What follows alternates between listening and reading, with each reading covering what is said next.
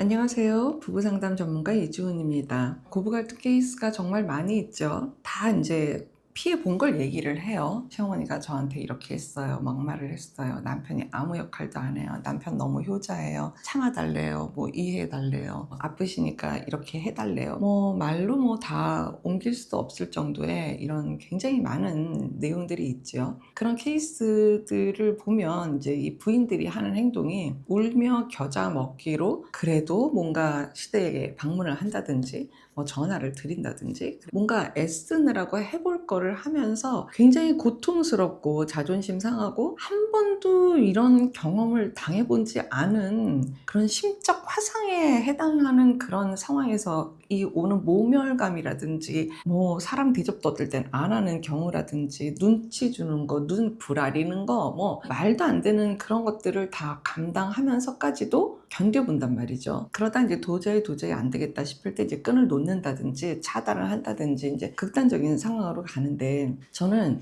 이 중간 과정에 대한 것들을 오늘 좀 얘기를 해보고 싶어요. 시집에서 내가 부당한 요구를 받는다라고 하는데 그 행동을 그래도 하느라고 좀 해본다 라고 했을 때 과연 시집에서 나를 어떻게 볼까요?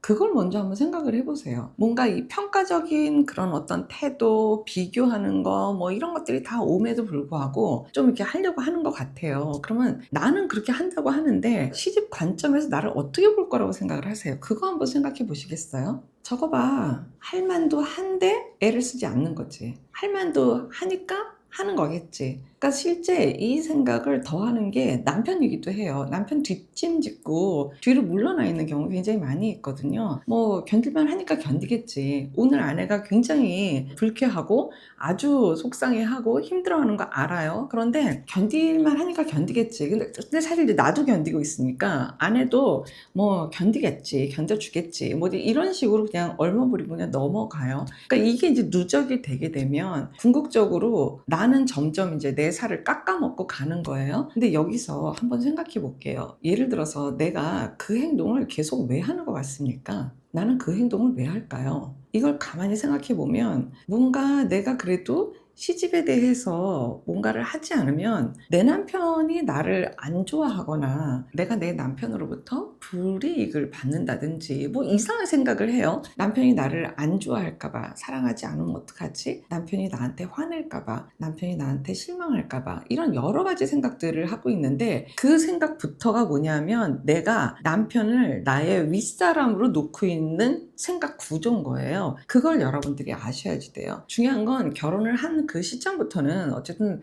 수평 관계여야 되고 동급이어야 되잖아요. 내가 남편한테 사랑을 받을 생각보다 당신이 보는 눈이 있으면 나를 볼 것이고 당신이 나를 보는 눈이 없으면 말겠지라고 내가 내 자존감을 조금 존중해야 되는 영역이 필요한 거예요. 시어머니 생신날 내가 4만 원짜리 케이크하고 40만 원짜리 케이크 있다고 합시다. 내가 마음을 써서 40만 원짜리 케이크를 준비하면 시어머니가 나를 더 좋아하나요? 남편이 나를 더 좋아하나요? 아니라니까요. 40만 원짜리 케이크를 사던 4만 원짜리 케이크를 사던 그냥 꼬투리 잡는 건으로만 쓰지, 이미 꽈배기가 꼬여 있는 데에서는 내가 어떤 무엇을 해도 아마 40만 원이 뭐예요? 50만 원짜리 사가지고 가도 어차피 내가 받는 거는 똑같다니까요. 만약에 어머 이런 케이크 이렇게 비싼 케이크를 사왔니? 라고 해도 그거는 3초짜리지 그 이후에는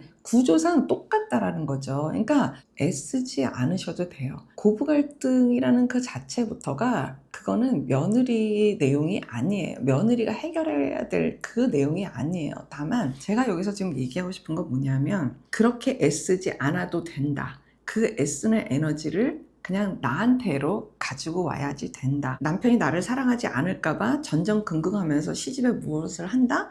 이 구조라면 이거는 멈춰야 된다. 그리고 이거는 반드시 개인 상담을 받으셔야 돼요. 왜 그러고 있는지. 이게 개선이 되지 않으면 나는 이 굴레에서 내 스스로가 선택한 구조에 계속해서 굴러가는 거라고 보시면 거의 맞을 것 같습니다. 시집이 나를 무시해요. 남편도 나에 대해서 지금 마음을 알아주지 않아요. 그런데 내 스스로 그냥 어쨌든 따박따박 챙길 거 다 하고 어쨌든 내가 할 거 다 하고 뭐 이런 식으로 하고 있다. 이게 남편하고 사는 거예요? 혼자 사는 거예요? 자기 만족으로 뭐 완벽 성향이라든지 그래도 내 할 도리는 나는 다 했다라고 하는 자기 만족이 남편과 부부 생활을 하면서 상호작용이 되지 않고 자기 혼자 캡슐에 들어앉아 갖고 내 만족으로 하고 있다. 이게 과연 맞는 걸까요? 여러분들이 결혼 생활을 어떻게 하는 게 맞는 거다라는 거는 사실 아직 잘 모르고 있거나 더 알아가야 된다든지 이런 내용들도